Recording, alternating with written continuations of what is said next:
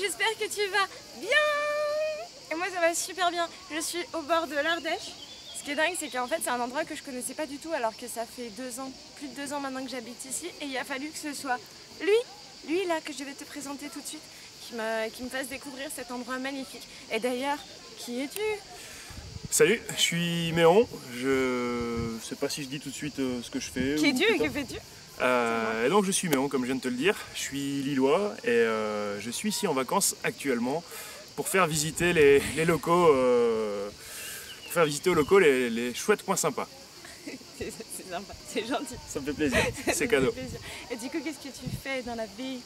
Alors dans la vie, je suis éducateur spécialisé dans un foyer pour des jeunes âgés de 15 à 18 ans. Et sinon, à côté de ça, je fais quelques petites vidéos sur YouTube. Oui. Petite plateforme qui commence à se développer. Ouais, voilà. On s'est rencontrés sur YouTube, en fait. Exactement. Et en vrai, il y a à peu près 1 heure. Et en vrai, il y a à peu près 1 heure. Et du coup, pourquoi tu fais des vidéos sur YouTube, Méon? Très bonne question.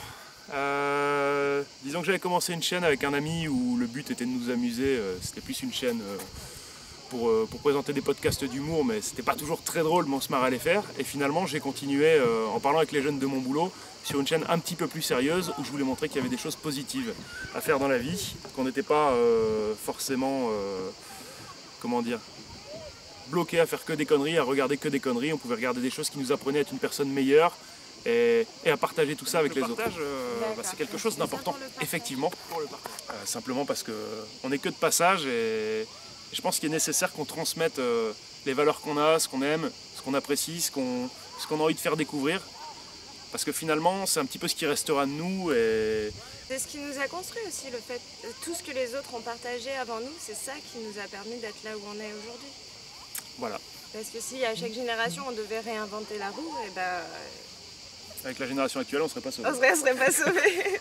Et du coup, est-ce qu'il y a quelque chose qui a déclenché chez toi cette envie de partager, ou tu as reçu quelque chose peut-être de quelqu'un et où tu t'es dit que c'était à ton tour? Alors je ne saurais pas vraiment répondre à cette question, mais je vais faire une petite digression. Moi, le truc, c'est que tous les gens que je considère comme des amis, pour moi, c'est plus que des amis, c'est vraiment comme une famille. Alors il y a des gens qui ont 60 amis, moi je suis pas de ce genre là, je suis plus du genre en avoir 7-8, mais vraiment importants, tous aussi importants les uns que les autres. Et j'ai remarqué que chez ces gens là, en fait, moi j'apportais toujours quelque chose à apprendre, ou une connaissance, ou un plaisir, ou un loisir, et c'était toujours la même chose dans l'autre sens aussi. J'ai un de mes meilleurs amis qui est un féru d'histoire qui m'apprend plein de trucs, un autre de géopolitique, un autre avec qui ça va être pas mal de trucs de sport, plein de trucs comme ça. D'accord. Ouais, bah c'est vraiment se créer un environnement social qui, quelque part, nous permet de nous élever, en fait. Et c'est pas juste avoir autour de soi des gens qui t'élèvent, mais leur apporter aussi quelque chose. Qu'est-ce que ça t'apporte aujourd'hui de partager comme ça tes passions, tes valeurs, tout ça sur YouTube? Qu'est-ce que ça t'apporte? C'est marrant parce que justement, je réponds un petit peu à ça dans la dernière vidéo que j'avais fait, dans la prochaine. Et c'est pas que des choses pour moi, même si ça m'a personnellement apporté plein de trucs, genre des rencontres assez sympas, comme toi par exemple. Ça me permet de découvrir des nouveaux sujets via des gens qui répondent à ce que moi j'ai partagé. Notamment, on m'a fait découvrir des séries, on m'a fait découvrir des endroits où voyager, on m'a donné des conseils par exemple pour quand je voyage en vélo, plein de trucs comme ça. Et moi j'ai envie que ce qu'on me donne, je puisse le retransmettre à quelqu'un d'autre derrière. Non, c'est juste. Est-ce que tu crois au débat? Moi, je sais pas si je crois au débat, parce que pendant longtemps, j'ai essayé de débattre avec des gens et je me suis rendu compte que c'est une guerre de tranchées. C'est-à-dire que les gens, ils veulent te convaincre et toi, tu veux les convaincre. Et c'est extrêmement rare aujourd'hui qu'il y ait véritablement une volonté d'entendre et de comprendre les arguments de l'autre sans avoir tout de suite envie de les démonter ou de les contrer. Et je pense que c'est extrêmement difficile aujourd'hui d'être 2 personnes dans un débat exactement dans cet état d'esprit. Et je pense que ça marche mieux lorsque justement il n'y a pas de question d'autorité. Quand il n'y en a pas un qui va sortir, parce que moi ça m'est arrivé 10 000 fois, oui mais moi j'ai fait des études là-dedans donc je le sais. Non, tu sais ce qu'on t'a appris à l'école. Tu sais pas parce que tu l'as vécu ou t'en sais rien. Enfin, voilà. Et je pense vraiment que c'est difficile aujourd'hui le débat. Et c'est pour ça que le partage est d'autant plus important. Parce que la transmission aujourd'hui, elle se fait, je pense, plus par le partage et justement par le fait de recevoir, mais de plein de personnes différentes. Et c'est quelque chose que YouTube m'a vraiment apporté, c'est que tu reçois des expériences extrêmement différentes, mais pour ça, il faut varier ses sources. C'est marrant ce que tu dis sur, entre guillemets, la guerre de tranchées dans un débat. Pour moi, le débat, ça n'existe pas vraiment.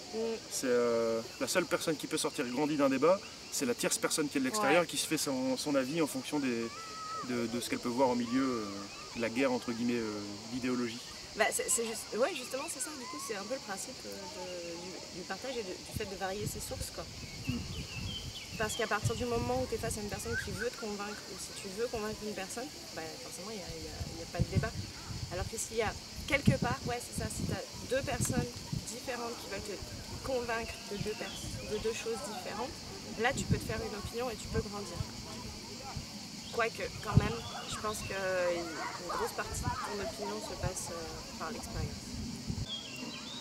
C'est un peu le même que sur YouTube où tu as des gens qui vont suivre un gros youtubeur et qui vont dire « Ah, parce que lui, il a dit, bah, ça c'est la vérité, il a 1 million d'abonnés, lui il en a 500, donc non. » C'est l'argument d'autorité. Ouais, c'est ça. Et moi c'est pas du tout ce principe. Moi, je cherche pas à convaincre les gens dans mes vidéos. Je cherche juste à dire « Ah bah regardez, moi je poste ça là, après vous en faites ce que vous en voulez. Si ça vous intéresse, c'est bien. Si ça vous intéresse pas, ben, je m'en fous, quoi. Prenez du plaisir à le regarder. Si vous vous êtes amusé, c'est bien. Si vous avez apprécié la vidéo, c'est cool. S'il y a un truc qui vous plaît pas, n'hésitez pas à me le dire. Mais voilà, c'est un échange constructif. Ouais. Je veux pas... par exemple, j'adore Star Wars. J'ai fait une vidéo sur Star Wars avant la sortie du film Rogue One où je pensais que ce serait clairement de la bouse, quoi, un navet. Et finalement, dans ma vidéo, tout ce que je dis, c'est l'inverse de ce que j'ai pensé après avoir vu le film. Donc, parce que je l'avais fait avant et j'ai été surpris. Donc, voilà. Parce que tout à l'heure, quand on s'est rencontrés, elle m'a dit que ma chaîne était indéfinissable, en fait. Ouais. C'est assez particulier. Bah, Tiens, essaye de la définir. Alors, Méon se cultive. C'est un mec qui se cultive pas beaucoup. Il regarde Star Wars. Voilà, c'est ça. Il regarde... mince, comment elle s'appelle Westworld. J'ai beaucoup aimé Westworld. Westworld. Ouais. Très chouette série à regarder. Qui est tirée d'une autre série beaucoup plus ancienne que All Right m'a fait découvrir. Mais je me rappelle plus du nom, mais si vous voulez, je vous le mettrai. Elle vous le mettra en dessous de sa vidéo, en fait. Voilà, c'est ça. Non, en fait, tu parles de plein de choses différentes, mais tu arrives toujours quelque part à en tirer quelque chose. Quand tu parles notamment de Westworld, tu parles pas juste de la série elle est cool, en fait.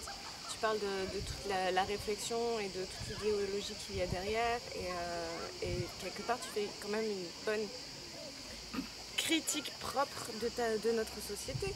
Bah, je sais pas s'il y a une critique propre, mais c'est un avis personnel en tout cas. Voilà, tu vois, c'était ma question que j'avais oubliée. Par rapport à la critique, tu as parlé de critique constructive et du coup, la critique, comment tu accueilles la critique?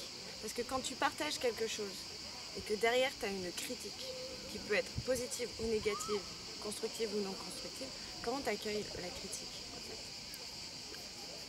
Bah, je vais te faire un parallèle avec l'amour. C'est bon, hein? C'est beau. C'est que quand tout va bien, faut pas non plus se lancer des fleurs et penser que ce sera toujours comme ça. Et donc il faut quand même se remettre au travail. Et quand ça va mal, faut se mettre au travail. Et déjà, avant de se mettre au travail, réfléchir et se poser la question, est-ce que c'est justifié? Prendre du recul sur ce qu'on fait. Quelqu'un qui va nous insulter ou qui va mettre un commentaire négatif ou un dislike, faut le jauger différemment. Un dislike, peut-être que la personne n'a pas aimé ce qu'on a partagé ou ce qu'on a dit sur le truc, c'est pas grave. Quelqu'un qui va nous dire, comme dans une de mes vidéos, j'ai pas aimé ta façon d'aborder le sujet, pour moi tu connais pas. Ok, d'accord, je suis d'accord, mec, mais maintenant c'est un point de vue personnel, je connais moins que toi, c'est pas pour autant que j'ai pas le droit d'en parler, quoi. Et après, si c'est quelqu'un qui commence à lâcher des insultes juste comme ça franchement ça me passe au-dessus, mais... C'est marrant parce qu'on en revient à l'argument d'autorité. Je connais mieux que toi. Ouais. C'est ça. Et c'est quelque chose que moi j'essaye de faire passer aussi beaucoup à mes abonnés, c'est que de toute façon, je parle assez essentiellement de santé et de bien-être, et du fait que personne ne peut savoir mieux que toi. C'est pas parce qu'il a un doctorat ou qu'il a fait des études en nutrition ou en sport ou machin qu'il peut savoir mieux que toi ce qui est bon pour toi. Du coup, ça nous ramène beaucoup à l'instinct en fait. T'es quelqu'un d'instinctif? Instinctif mais cérébral, je dirais. Instinctif mais cérébral. Là, il faut que tu développes. C'est beau, hein. Comment dire, je vais avoir envie de faire beaucoup de choses. Et après, je vais réfléchir à comment m'organiser au niveau du temps. Par exemple, à faire une vidéo comme ça, improvisée, c'est pas du tout le genre de truc que je fais d'habitude. Parce que j'ai besoin que tout soit réfléchi, pas dans le sens où moi je saurais comprendre ma pensée, mais j'aurais pas envie que la pensée soit mal interprétée par rapport à ce que je voulais dire. Donc tu veux que et donc j'ai besoin de m'organiser une fois que mon instinct a choisi le sujet. Tu veux que ton partage soit précis et soit pas mal interprétable. Je dirais pas jusqu'à pas précis, mais pas mal interprétable. Ouais. Ouais, tu veux limiter l'interprétation. Et tout à l'heure, c'est vrai que j'en ai pas reparlé, je repense au partage quand tu m'as dit qui tu es. La chaîne s'appelle Mais on se cultive et je me suis déjà pris comme critique. Je réagis aussi à la question précédente. Ouais. Tu te cultives, ouais, tu parles pas spécialement d'histoire ou de ci ou de ça. Mais se cultiver, alors je pourrais faire des vidéos d'histoire, mais se cultiver, c'est pas forcément propre à des connaissances seulement scolaires ouais. C'est aussi se développer en tant que personne et ça c'est important pour moi. Donc, enfin, je pense que ça devrait être important pour tous. Ouais, bah bien sûr. Mais c'est pas spécialement le cas actuellement. Non, j'avais vu une étude qui était assez flippante, je crois qu'elle avait été faite en Angleterre sur des personnes qui ont un bac plus 5. Et en moyenne, je crois qu'il y avait quelque chose comme 70 ou 75% de ces personnes qui, après avoir obtenu leur diplôme, n'ont plus jamais ouvert un bouquin. Et on a vraiment, je pense aujourd'hui dans le monde de l'éducation déjà un problème du fait de ne pas suivre suffisamment les passions et les aspirations de l'apprenant, dans le sens où peu importe le sujet, si tu es passionné, tu peux aller extrêmement loin, extrêmement vite. Par contre, si tu n'es pas passionné, c'est clair que tu vas ramer. Donc déjà, je pense qu'on a un problème d'orientation là-dessus. Et surtout, le fait d'apprendre et de s'élever, ça ne doit pas s'arrêter à la fin des études. Ça ne doit pas s'arrêter parce que tu as un bout de papier qui dit que tu as eu un diplôme. Et en fait, voilà, je veux dire, quand tu vois, je sais pas, un arbre dans la nature, c'est pas parce que ça y est, il est arrivé à une certaine hauteur qu'il va arrêter de se développer, quoi. Et aujourd'hui, je pense qu'on peut et surtout on doit grandir à tout âge. Et il y a justement un âge où ça passe par la transmission. Moi, je me suis rendu compte que j'avais appris plein de choses et que quelque part, en essayant de les reverbaliser justement pour pas qu'elles soient interprétables, en essayant de les réorganiser pour les transmettre, j'en ai appris encore plus sur ces sujets-là. La transmission. Au-delà de la transmission d'un point de vue scolaire qui est un petit peu mise à mal, on en parlait tout à l'heure parce qu'on s'est vu avant la vidéo, avec le fait que, comment dire, c'est pas un système d'éducation mais d'instruction, un système scolaire, et le fait que les parents soient dans beaucoup de cas fort pris et n'aient plus forcément le temps d'apprendre à leurs enfants. Je pense que c'est important justement d'avoir des liens comme ça, que ce soit sur internet ou que ce soit en dehors, qui permettent à un enfant ou même à un adulte, à nous aussi, ou même à des personnes plus âgées de découvrir de nouvelles choses et d'en apprendre. Et ça c'est entre guillemets ce que je pense le seul gros point positif de tout ce qui est internet aujourd'hui. C'est le fait de pouvoir s'instruire soi-même sans avoir besoin de personne directement en face. C'est la beauté d'internet à mes yeux. C'est marrant parce que j'ai reçu un commentaire là il n'y a pas très longtemps qui m'a fait vraiment plaisir d'une jeune youtubeuse que j'adore et qui m'a mis que c'était cool d'avoir une grande sœur YouTube. Et c'est vrai que je me suis reconnue là-dedans aussi parce que moi aussi j'ai des grands frères et des grandes sœurs YouTube voilà, qui m'ont appris des choses que je n'avais pas appris, que ce soit dans les études évidemment, mais aussi par la transmission par ma famille ou par les gens de mon entourage. Et quelque part, Internet et notamment YouTube, ça permet d'avoir accès à des personnes auxquelles on n'aurait pas accès normalement. Clairement. Ça élimine la distance. Hein. Ça élimine soit la distance physique ou la distance... Mais même émotionnelle, je pense.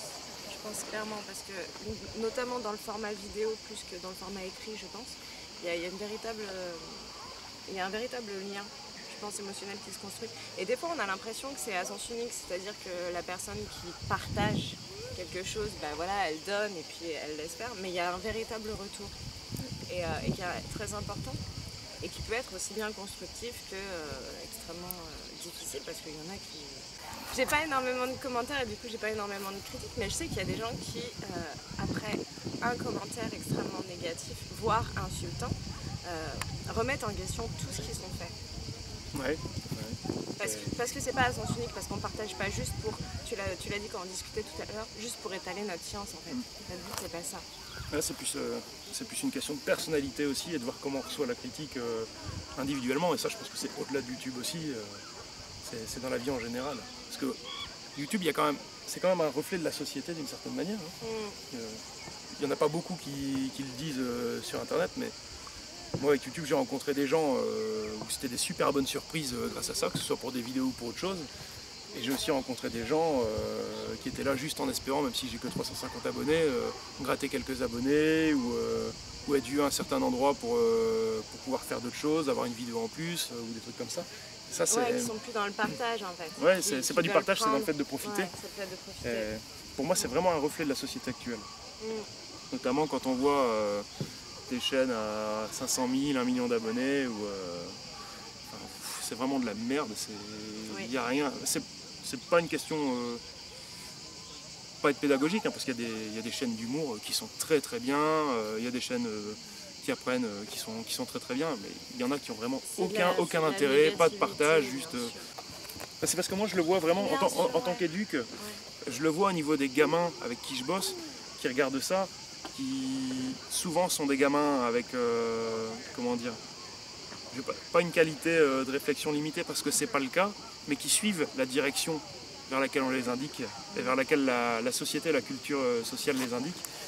Et malheureusement, de regarder des trucs comme ça les invite et ça les pousse à faire le même genre de trucs. Bien sûr, on parlait de la télé-réalité tout à l'heure, c'est pareil, je veux dire, quand aujourd'hui on voit des très jeunes, parfois des très très jeunes, regarder des télé-réalités dont je ne connais pas le nom actuellement, parce que j'ai pas la télé, mais je me souviens de 10 ans, il y a eu le premier Loft, mais où ils idéalisent et même ils idolâtrent des gens qui sont, je l'ai déjà dit tout à l'heure, qui ne sont pas des personnes, qui sont des personnages, et qui ne sont pas des personnages de valeur, pas dans le sens... je dis pas ça dans le sens de jugement de valeur, mais qui transmettent de la valeur, qui transmettent de la morale, qui transmettent des belles choses. Je veux dire, aujourd'hui, ce qui se partage le plus, malheureusement, c'est les engueulades, les clashs, tout ce qui a lieu attrait au sexe. Je crois que tu as fait une vidéo d'ailleurs sur le sexe est-il banalisé actuellement. Et je te mettrai quelque part par là, parce que je connais pas ma gauche et ma droite. La gauche, c'est là où tu as le pouce à droite. D'accord. Quand tu les mets comme ça. Non, le pouce il est à gauche. Non, le pouce il est à gauche. Voilà. Et je sais plus ce qu'on disait, mais c'est pas grave. Et que, ouais, je pense que... Moi j'allais te dire, est-ce que tu crois pas que finalement on est des personnages sur Internet? Moi je suis un personnage sur Internet, mais j'essaye d'être un personnage qui a des valeurs et qui est positif. Un personnage qui soit tout de même proche de la personne. Je sais pas si j'arrive à me faire comprendre, parce que ok, je suis un personnage, mais on connaît quand même un peu ma vie. Voilà, on sait que je suis une maman, on sait que je chante, on sait que je fais de la couture. Moi aussi, je fais plein de trucs pourris sur ma chaîne. J'ai dit pourri. T'as dit pourri. Divers et variés. C'est un beau pourri. Pourri, divers et variés. C'est pas le même sens, mais c'est pas grave. Je fais plein de trucs qui n'apportent pas forcément de valeur aux gens. Ça peut ressembler à de l'exhibitionnisme, quelque part. Je te montre ce que je sais faire. Mais en fait, c'est juste montrer que je suis une personne normale. Que je suis pas juste un personnage, que je suis pas juste Bérénice, l'ostéopathe qui fait des vidéos sur YouTube. Tu vois. Ouais. Et toi, c'est pareil, quelque part, on parle de... C'est pas juste de la connaissance, moi, on me dit souvent qu'entre ma façon de parler dans les vidéos et en dehors, je suis pas du tout le même. C'est vrai? Ouais, je suis pas la même personne. Oui, mais tu transmets le même fond, en fait. Ouais, par contre, sur le même fond, ça c'est clair. C'est ça, c'est que moi, je suis pas... Enfin, quand je t'ai rencontré, évidemment que tu parles pas pareil, parce que si tu vas voir ces vidéos, dans ces vidéos, il fait « Salut !» Enfin, je veux dire, personne parle comme ça dans la vraie vie. Je parle pas comme ça, c'est parce que tu le mets en 2 fois trop rapide. Pardon. Mais voilà, personne parle comme ça dans la vraie vie. Par contre, évidemment, tu parles pas pareil que quand je te voyais sur mon ordinateur, mais le fond est le même. Donc je suis pas du tout surprise, tu vois. Je pourrais dire que t'es la même personne en vrai. Non, mais ça, c'est parce Sauf qu'il est plus grand en vrai. Elle est plus petite surtout. Mais c'est parce qu'au-delà de YouTube, je pense que c'est important d'être cohérent dans la personne qu'on est, dans la vie en général aussi. Si tu commences avec telle personne ou tel groupe ou dans tel milieu, être comme ça, telle manière, dans un autre et être comme ça, telle manière, je pense que ou à vouloir devenir quelqu'un, ouais, je pense qu'il il faut clairement, je pense qu'il faut avoir des bases un petit peu comme une maison et être capable de les garder. Après on peut évoluer sur le reste, mais voilà, c'est, comment dire. Après, je pense que C'est important d'être clair déjà pour soi-même, avant de l'être pour les autres. Ouais, c'est ce qui est pas facile. Et c'est, on est quand même des êtres sociaux, les humains. Et je pense qu'aujourd'hui, de plus en plus, on peut se laisser embarquer dans le fait de rentrer dans un personnage pour être accepté, pour être aimé. Bah, surtout qu'on est de plus en plus dans une génération du paraître. Surtout qu'on est de plus en plus dans une génération du paraître. Facebook, Twitter, YouTube aussi, il faut pas se mentir. Hein. Ouais, bien sûr. On fait quand même attention à l'image sur ce qu'on poste. Bien sûr, je me suis coiffée ce matin. Moi aussi. Voilà. Non mais ouais, on est dans une génération du paraître et puis du coup ça a trait à la confiance en soi parce que ça veut dire qu'on veut devenir un personnage pour être accepté, donc on imagine qu'on ne va pas être aimé en étant soi-même. Ouais. C'est une question que tu t'es posée toi avant de te lancer comme ça, je veux dire, parce que se lancer sur YouTube, il y en a certains qui le font comme ça et il y en a d'autres c'est quand même réfléchi où tu dis bon, il y a des gens qui vont me voir, est-ce qu'ils vont m'aimer, est-ce qu'ils vont pas m'aimer, est-ce que c'est important? Je me suis pas du tout posé la question de savoir si j'allais être aimé ou pas aimé des gens que je connais pas. C'est gentil, c'est très gentil. Eh ben, je te jure, je me suis vraiment pas du tout posé cette question-là. Le seul truc que je me suis dit, c'est j'ai pas envie que les gens qui me connaissent en vrai tombent sur mes vidéos. C'est marrant ça. C'est rigolo. Pourquoi? C'est plus le côté où dans ma vie j'aime bien dispatcher les groupes et les choses que je fais de manière différente. Et ça, le problème, c'est que c'est un truc que je peux pas faire avec YouTube. Ouais, parce que tout le monde y a accès. Tout le monde y a accès. Ouais. Donc je pense que c'est une manière de se protéger, de séparer toutes les choses que je fais. De séparer tout? Ouais. Comme ça, je me dis, un petit peu comme dans un bateau, s'il y a tel endroit qui est ouvert et où il y a de l'eau qui rentre, bah ok, c'est cet endroit-là qui est coincé, et puis pas le reste. C'est marrant parce que moi j'ai exactement le comportement inverse. C'est-à-dire que mes élèves de chorale, ils savent qu'à côté je suis ostéopathe, que je fais des vidéos et que je fais des robes de mariée. Mes clientes en stylisme modélisme savent que je suis ostéopathe et que je donne des cours de chant, etc. Et en fait, quelque part, je sectionne pas du tout parce que chacune de ces parties va nourrir une autre. Tu vois, depuis que j'ai commencé à parler... Pour moi aussi, et les gens savent que je fais ça ou que je fais ça, mais je passe pas forcément le lien ou j'invite pas les gens à venir voir par exemple au club de rugby quand je fais un match ou un truc comme ça, ou je donne pas forcément le lien des vidéos que je fais. Je dispatche vraiment les trucs. Si je passais les infos, j'aurais certainement 200 abonnés en plus. D'accord. Mais comme le but recherché n'est pas non plus d'avoir je sais pas combien d'abonnés, mais plus de pouvoir discuter avec les gens. Ouais, là je comprends ce que tu veux dire parce que par exemple je donne pas à mes patients ni à mes élèves de chorale le lien de ma chaîne YouTube. D'accord. Mais j'aurais peut-être plus d'abonnés aussi. Ouais, mais complètement. Hein. Complètement. Ouais. En fait, c'est trier ce qui va être pertinent pour la personne. En fait. Ouais. Parce que quand tu partages quelque chose, il faut aussi ça. Des fois, tu es passionné par quelque chose, mais juste ça va rien lui apporter. Et puis c'est savoir aussi ce que tu recherches dans tel ou tel endroit. Je fais, par exemple, le rugby, je le faisais pour l'aspect sportif et puis pour l'aspect de passer un bon moment avec les amis aussi. Les vidéos, c'est pas du tout pour l'aspect sportif ou pour passer un bon moment avec les amis, c'est plus pour discuter, apprendre des choses, en partager. C'est plus dans ce côté-là. Maintenant, je fais aussi des vidéos avec des gens qui me permettent d'avoir ces moments-là aussi, mais c'est pas le but principal. Sinon, je ferai une chaîne à plusieurs. Oui, parce que tu risques pas de faire du rugby avec moi. Non. T'as pas vu que la championne de France de badminton est venue faire un entraînement de rugby? J'ai vu. Elle nous avait défoncé au badminton, on l'a défoncé au rugby. Ouais. Je te mettrai le lien à gauche ou à droite. En fait, ça va être ma chaîne. C'est ça. Je t'invite toi aussi à partager ce que tu sais, ce que tu aimes, ce qui te passionne. Et voilà, et qui tu es. Partage qui tu es parce que tu es une personne formidable. Tu vas devoir la refaire. Tu es une personne formidable avec des capacités et des potentialités t'es une merde. infinies qui ne demandent qu'à être exploitées. Va voir sa chaîne. T'es un peu un cassos quand même. Hein. Regarde, passer ton temps sur YouTube. C'est ça. Tu ferais mieux d'aller bosser pour amener de l'argent pour la maison. C'est ça. Un dernier mot pour la fin? Putain. Vas-y, dis-le. Un dernier mot pour la fin? Bah, merci à toi de m'avoir fait pratiquer cet exercice hors de ta comfort zone. Hors de ma zone de confort, clair. J'ai pas l'habitude de parler en direct comme ça, même s'il y a eu quelques cuts. Mais donc un grand merci. Et puis merci d'avoir reçu ce partage de l'Ardèche alors que tu vis pas loin.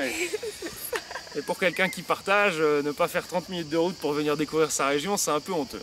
C'était le mot de la fin pour ma part. Merci. Je suis un gros bâtard. Je te laisse faire la conclusion, moi je me casse. Ah, c'est bon, c'est fini. Je vais tout couper comme je le veux. Ah, fais ta petite conclusion, partage. Non, c'est bien. C'est bien, tu vas voir, ça va être cool, ça va leur plaire. De toute façon, si je t'aime, ils vont t'aimer. Oh, ça c'est pas sûr. Hein. C'est les abonnés, c'est des bâtards. Hein.